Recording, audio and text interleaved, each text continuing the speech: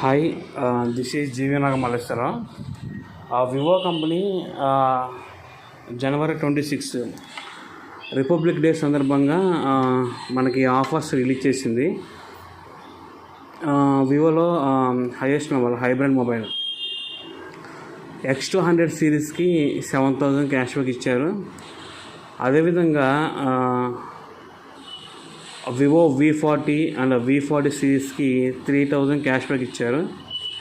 అదేవిధంగా Y300 and Y300 plus వీటికి 2,000 cash back ఉంది.